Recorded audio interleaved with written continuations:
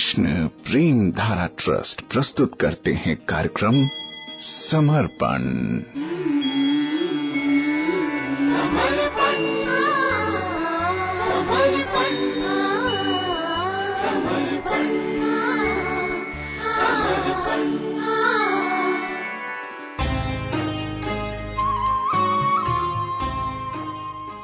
कार्यक्रम समर्पण में आपके साथ हूं मैं प्रेम धारा। नमस्कार, कैसे हैं आप?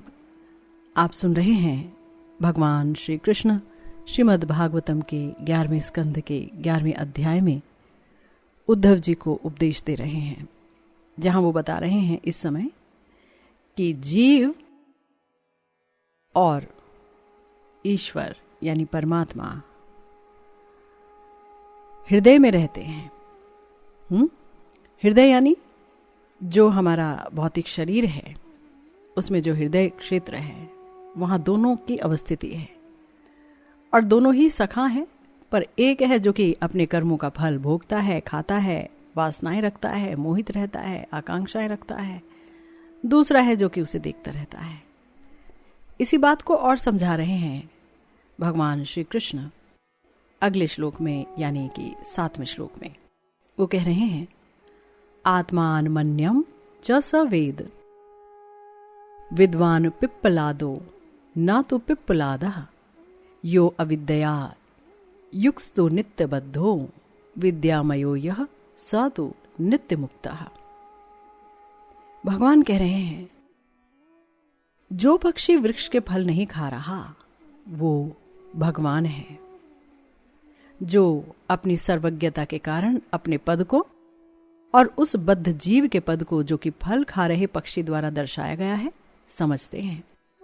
किंतु दूसरी ओर वो जीव ना तो स्वयं को समझता है, ना ही भगवान को। वह ज्ञान से ढका है, इसलिए नित्य बद्ध कहलाता है, जबकि पूर्ण ज्ञान से युक्त होने के कारण भगवान नित्य मुक्त हैं। देखिए, हमारे शास्त्रों में बहुत ही साइंटिफिकली और बहुत ही क्रिस्टल क्लियर तरीके से ये बताया गया है, स्पष्ट रूप से बताया गया है कि जीव में और भगवान में क्या अंतर है। अगर कोई इंसान ये दावा करता है कि मैं भगवान हूं, तो ये हास्यास्पद है, हंसी की बात है, क्योंकि शास्त्रों में किसी के भगवान होने के प्रमाण होते हैं। अगर वहां प्रमाण ना मिले तो ऐसे दावे फिजूल के होते हैं, है ना। जीव कभी भी भगवान नहीं हो सकता। वो अणु साइज में है, बहुत ही छोटा है, सूक्ष्मतम है और माया के द्वारा वो बांध दिया जाता है, क्योंकि वो भगवत विमुख होता है। तो जो इस दुनियावी सुख दुख को भोगना चाहता है, देखिए दुख तो कोई नहीं भोगना चाहता है, परंतु सुख भोगना चाहता है और इसके लिए वो बहुत कर्म करना चाहता है, उसके फल खाना चाहता है ना। तो वो तो जीव है। इस श्लोक में एक शब्द आया है विद्यामय। विद्यामय शब्द बताता है भगवान की स्वरूप शक्ति के बारे में, कि ये जो उनकी स्वरूप शक्ति है ना भगवान की, वो भगवान को सुख देती है, इसलिए वो आत्माराम है, उनकी अपनी शक्ति। तो उन्हें माइक वस्तु को भोगने की कोई वासना नहीं उठती है। वो अपने आप में प्रसन्न रहते हैं। आप तो काम है, आपको बताया। लेकिन याद रखिए, इस जगत में विद्या और अविद्या दोनों हैं। परंतु भगवान सर्वज्ञ हैं। भगवान सर्वज्ञ हैं, हम सर्वज्ञ नहीं हैं। हम तो ये भी नहीं जानते कि हमारे अपने शरीर में कहाँ कौन सा अंग है ना। शरीर के अंदर कहाँ क्या है हम नहीं जानते। शरीर में इस समय क्या हो रहा है, शरीर ही को नहीं जानते, और हम इस शरीर को ही मैं समझते हैं। अपनी काया के बारे में ही नहीं जानते, और जिसको मेरा समझते हैं वो क्या कर रहा है, वो क्या सोच रहा है, वो भी नहीं जानते हैं। जिसको हमने पैदा किया हम उसको ही नहीं जानते हैं, अपने आप को नहीं जानते हैं, कुछ भी नहीं जानते हैं।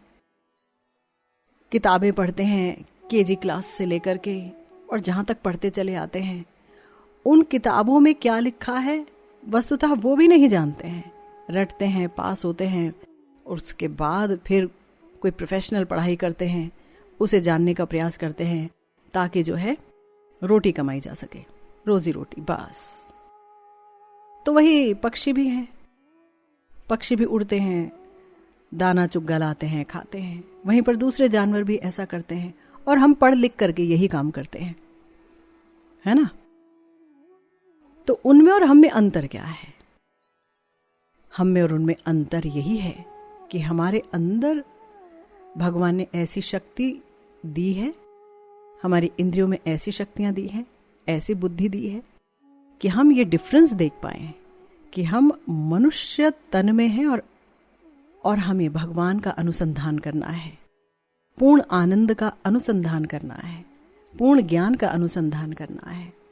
हम प्रश्न करें और उत्तर भी पाएं, है ना।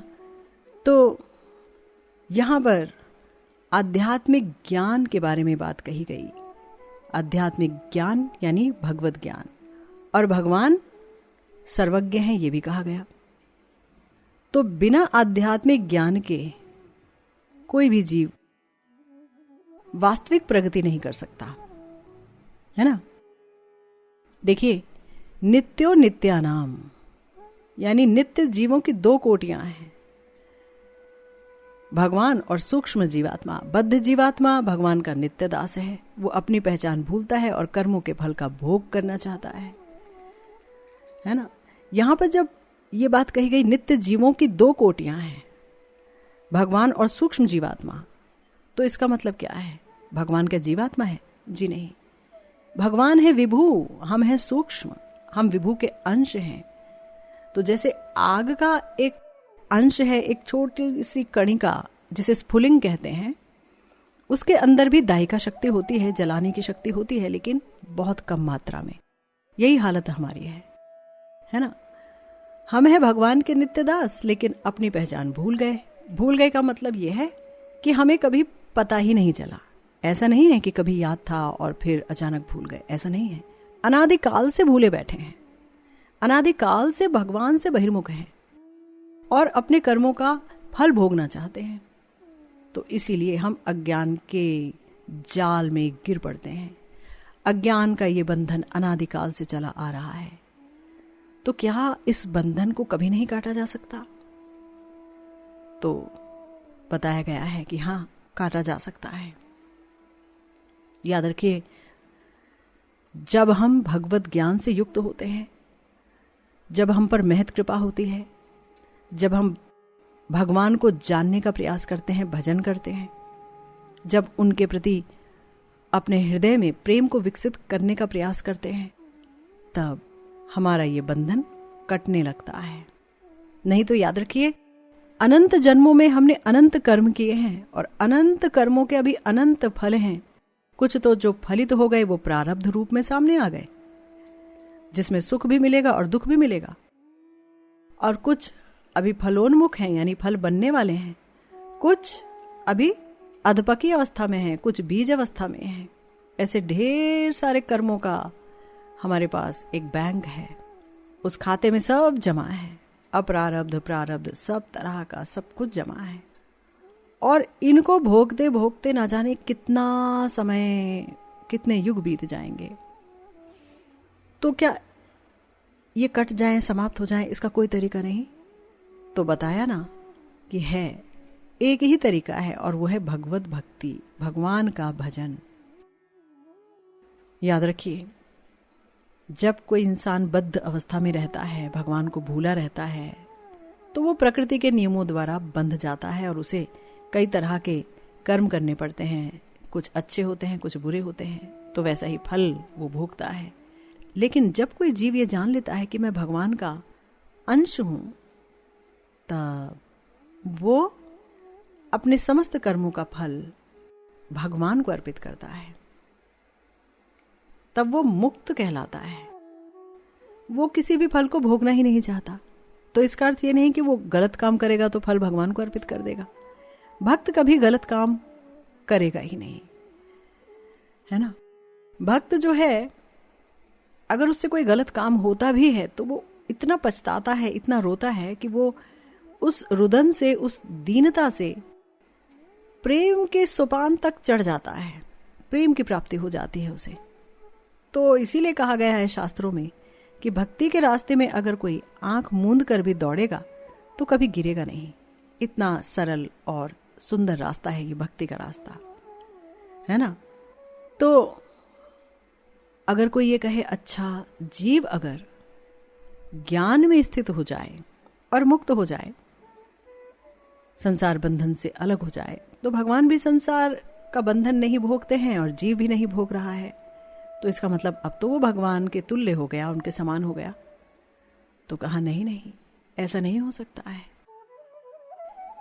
ब्रह्मांड के सर्वश्रेष्ठ जीव हैं ब्रह्मा जी।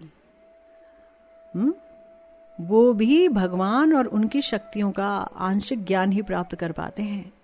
भगवद गीता में भगवान ने अर्जुन से इसी बात को कहा, बहुनी में व्यतीतानि जन्मानि तव चार्जुना तान्यहम वेद सर्वाणि ना त्वम वेद परम तपा।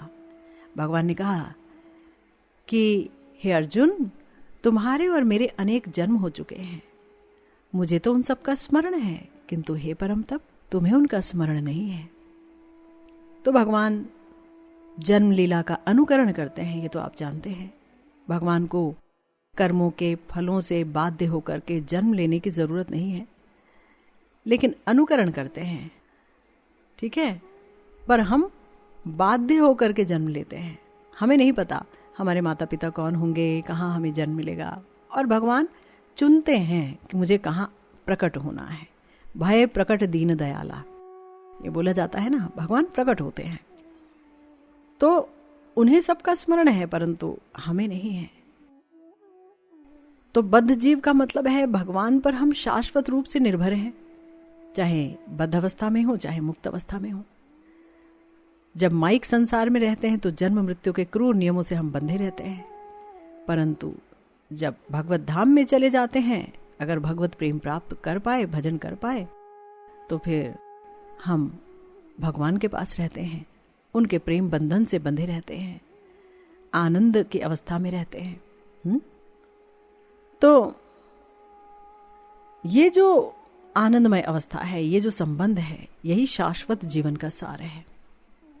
याद रखिए, एकमात्र भगवान ही नित्य मुक्त हैं और अन्य सारे जीव भगवान पर आश्रित हैं। माया के बंधन में अगर हैं तो बद्ध हैं, और अगर माया के बंधन से दूर हो गए हैं भजन करते करते, तो भी भगवान पर ही अपने आनंद के लिए आश्रित हैं, है ना। कभी ऐसा नहीं हो सकता है कि जो जीव है वो भगवान बन जाए। जीव शाश्वत आनंद का अधिकारी है। अगर जीव ये सोचे कि चलो मैं भगवान में मिल जाऊं और इस तरह से मैं आनंद में रहूंगा, तो उसे क्या मिलेगा?